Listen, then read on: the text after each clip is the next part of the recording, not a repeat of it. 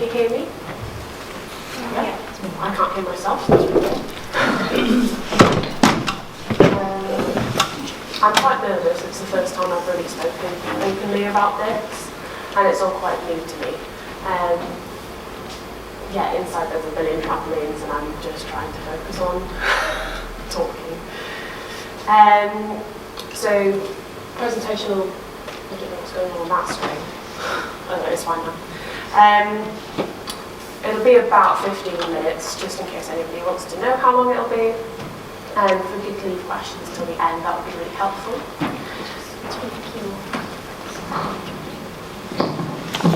Can you hear me better now? Yeah. Awesome. Cool, so these are the things I'll talk about. And throughout this morning I have annotated the slides so I don't forget what to say. So let's start with a little bit about me. So I work at Herefordshire Mind. I am a service manager for the Safe Haven service. I've worked there for 3 years. It's the longest I've ever held down a job because I absolutely love it and I'm great at it. I have a degree in zoology, so nothing to do with mental health. I read books, I go through them so fast.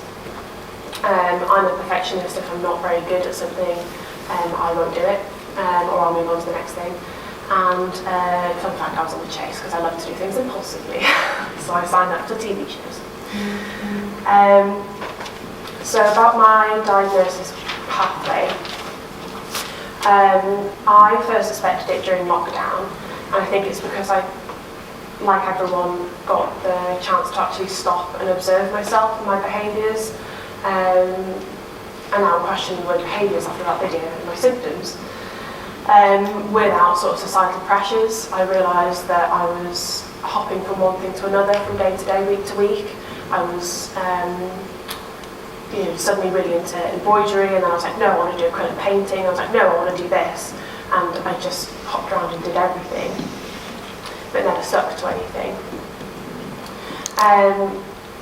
In February 2023, I went to the GP and I exercised my right to choose, which is something I found out that I could do through my work, which was sort of really eye-opening for me. It consisted of doing the ASRS, I don't remember what that stands for, and a load of other paperwork, because it's really great to get somebody with ADHD to sit down and do 6 pieces of paperwork. But it's the same as dyslexia, spelled as dyslexia, and having this with an S in, it's just to feel like it's there to mess with people. So I had to do some paperwork and had an informant do paperwork as well, so my mum filled out, I don't know how many times I'm going to say paperwork, filled out a form. She didn't know I could see it afterwards. So it was like, Kate often speaks over people, often cuts in. It can be very tiring for the listener. I was like, oh geez, thanks mum. But she was being honest, and it did help me towards getting my diagnosis. I've just recently had my assessment in February 2024, and my confirmation in March 2024. There's a mistake there. When I sat down and had the assessment with a psychiatrist named Dr. Kirsten Ellis, I felt really empowered. I felt like she heard me and understood me. I came from that assessment with her going, yeah, I'm happy to diagnose you with this. The written paperwork will come out in 4 or 6 weeks' time. And I felt relieved. I felt like I got something right. I do understand myself. Great. And then I got my written diagnosis last week. And it was really difficult to read. It was 7 pages of hard truths and what I assume to be flaws about myself, in the fact that I find it really difficult to listen to one person if there's stuff going on in the room. I haven't seen the video before that Christine and Sam shared, and a lot of it rang true to me. It's when I'm spacing out, it's not that I'm not listening, you have triggered a thought, and I interrupt because I feel like I need to tell you now, or I'm going to forget. And it feels extremely important to me, but people find that rude. I am still processing my diagnosis, and I probably will be for a while. There's a sense of grief for my childhood and how different it could have been had I known this earlier on. And interestingly, my mum was a higher level teaching assistant in North Wales. And through 2020 and 2021, she was saying, no, I'd have noticed if you have ADHD. I would have noticed all of this. I've worked with kids, I know it. Turns out, obviously, because I'm female, there was a lot of masking behaviours going on. I felt like I had to overcompensate, etc. And my mum put a lot of it down to, no, that's my experience, it's perfectly normal. Mum's now realised she has ADHD as well, and that's why our experiences line up so much.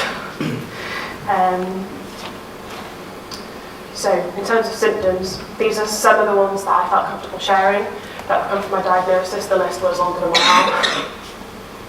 But in terms of inattention, I find it difficult to listen to when spoken directly. Sometimes I'm so focused on looking like I'm listening, and I'm going, yeah, nod here, yeah, I don't actually know what you're saying. It's easier for me to listen to you if I'm staring at something else. I'm taking everything in, but societally that's not looked at as or assumed to be listening. Easily distracted. So if I'm talking to one of you and there's another conversation going on next to me, or some music playing, or a baby crying, I'm struggling really hard. To help that, I use loop earplugs, which help filter noise. They're really, really great, and there's 3 different types. And when I'm walking down the street, if there's a dog, we're talking about anything, I literally scream dog. Like I'm like that dog in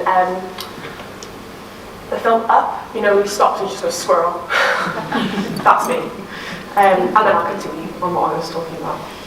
I'm forgetful of daily activities.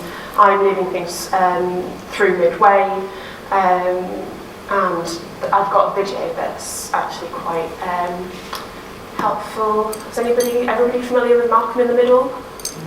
Yeah. So Hal is known to have ADHD.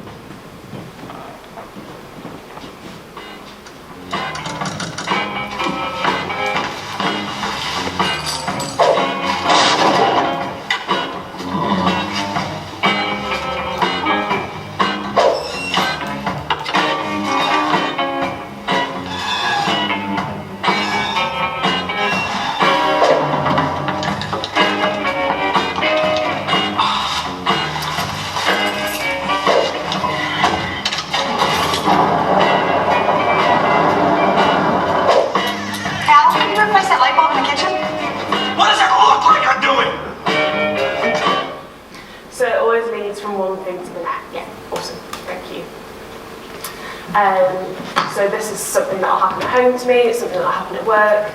I'll go, right, I need to do the data for February at Safe Haven. Then I'll go onto the booking sheet and I'll go, oh, I haven't done March's booking sheet yet, so I need to do that. Then I'll go, oh, but I didn't do this and I forgot to message Louise about this, and it keeps going. So I've got to keep a list to keep myself in order.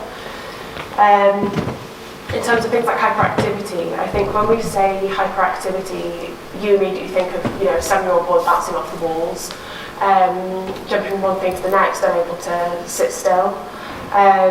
Mine is talking excessively and thinking excessively, so my brain is hyperactive as opposed to my body. It's just as exhausting. Sometimes after a day at work, I'll feel like I've run a marathon because my entire body's tense from so much, using so much energy. I will blurt out answers, which was great for me when I was in the cash builder on the chase, because you didn't need to wait for somebody to finish that question. I will interrupt, and it's not me being rude, it's because I'm so excited about what I need to say, and I feel like you need to know it now. If I don't tell you now, I will forget, and then it'll be, oh, what was I saying, what was I thinking, which causes a lot of frustration for me. And I fidget quite a lot. So I've got rings that I sort of play with. If I'm in the office, I've got like magnets that I can play with. But yeah, it's often sort of like clicking pens or shaking my foot. I'll go next. So there's 2 types of ADHD. There's inattentive and hyperactive, and there's combined. I have combined ADHD. So I have both of these. Ignore the bit that says reallyGreatSite.com. It's the HCP onwards. I'll adjust that. but it's a really great site that helps you understand different types of ADHD, what can help and what doesn't help.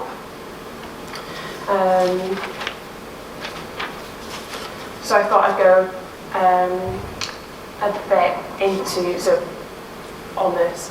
I hit most of those, so distractibility, overlooks details, which I didn't really say, I'll go on to the next slide.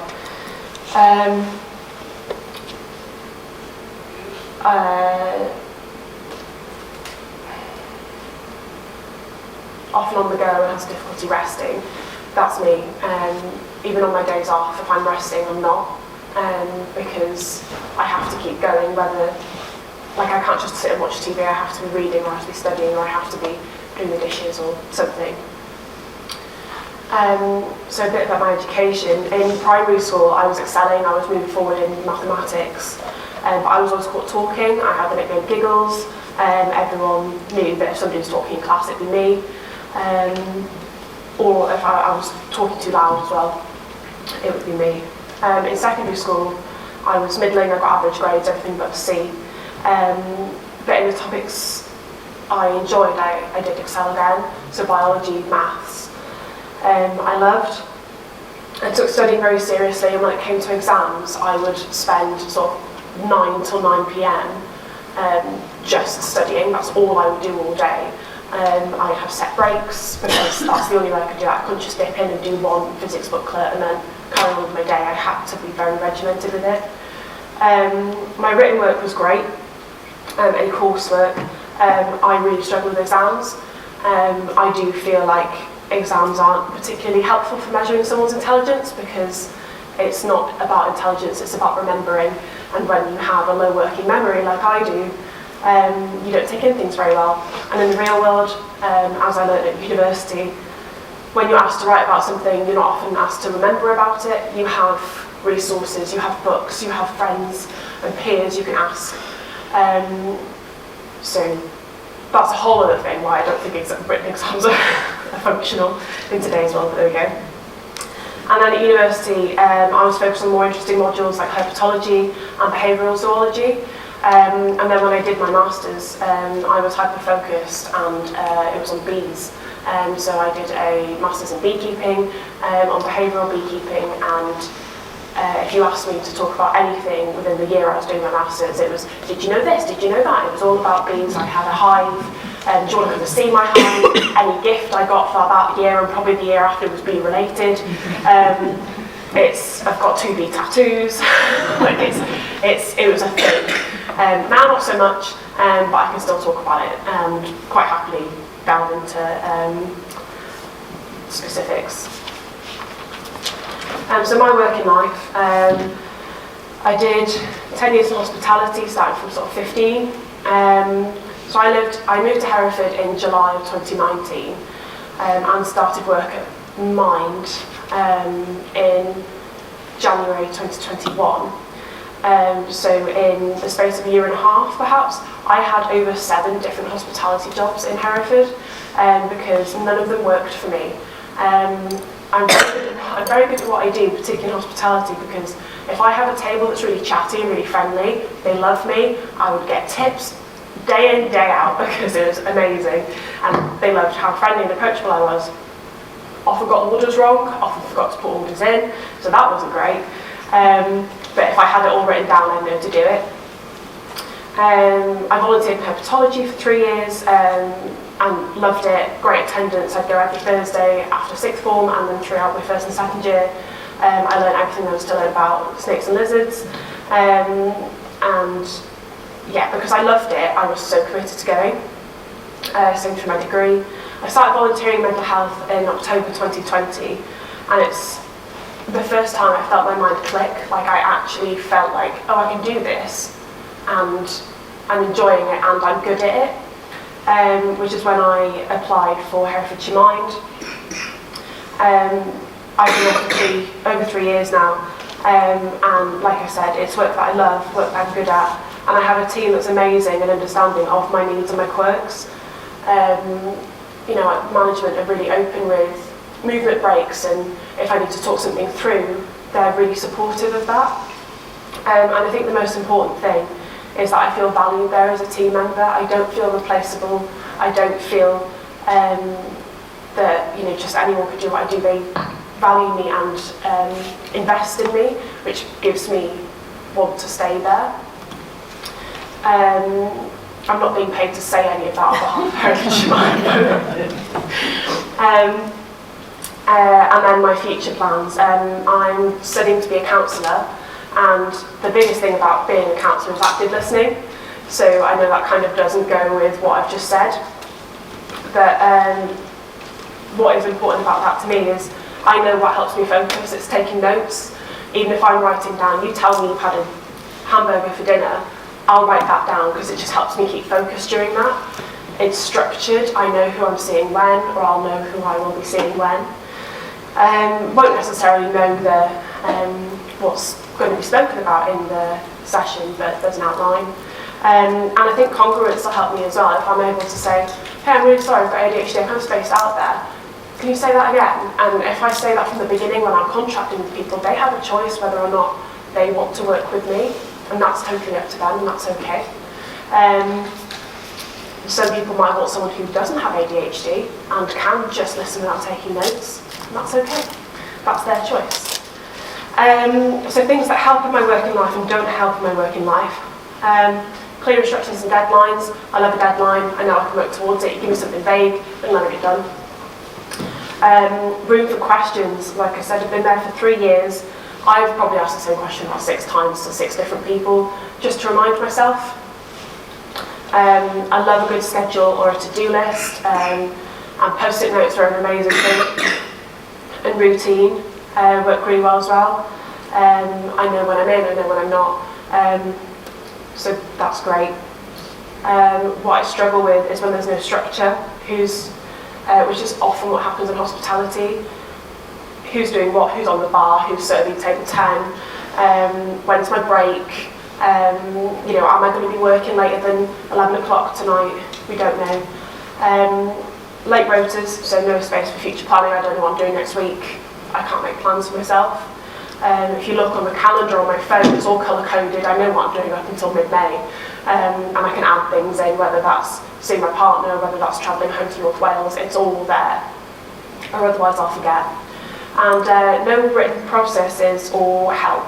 So I worked at one place in Hereford, which is serves coffee, and when I was on the coffee machine, the person on the till would turn around and go, right, we need a medium cappuccino, soy milk, no foam, blah, blah, blah. And then they throw 3 more drinks at me, and I'm going, right, I'm still on cappuccino. So that did not work for me. I worked there for 2 weeks. I was so stressed. I wasn't meeting the requirements of the job. And that's fine. Not everyone can meet every requirement of every job. But that was difficult for me because I felt a sense of rejection, I felt a sense of failure. Why can't I do this? Other people can do this. It should be easier. What's wrong with me? So just having things written down is a major thing that helps. On to things that help. So patience, I think, is the number one thing for me. So if I do interrupt or I cut in, just having some patience for that. I know it's really annoying if somebody cuts across you. I hate it when people do it to me. But just having that understanding of it's a symptom, not a behaviour. I'm not choosing to do this. Or just going, okay, hold on, can I finish what I was saying, and then we'll get back to what you were saying. I'll keep it in mind. So yeah, that's fine, and I can move forward with it. Understanding. So if you could do, or if anyone could do research on how ADHD affects adults, and particularly adult women, and what would be great. And also just asking someone you know with ADHD what helps them, because you've met one person with ADHD, you've met one person with ADHD, none of us are the same. Learning to work with my ADHD, it's helping me play to my strengths. If you know that timekeeping isn't good for me, then just help me a bit more with that. But if you know if I'm really passionate about a project, that I will put my all into it, then give me one project at a time. Don't give me 5, because I don't know where to start or which one to do first. I feel like there's a lot of shame surrounding neurodiversity and developmental disabilities. I've realised I've got some kind of internal ableism as well since I've been diagnosed with ADHD. I'm like, oh, I'm now classed as disabled. What does that mean for me? What are my thoughts on it? What am I like? It's quite difficult to sort of realise that change in you. But yeah, not blaming me for those things. And yeah, I think they all kind of tie in. You could put the top 4 into the same bullet point.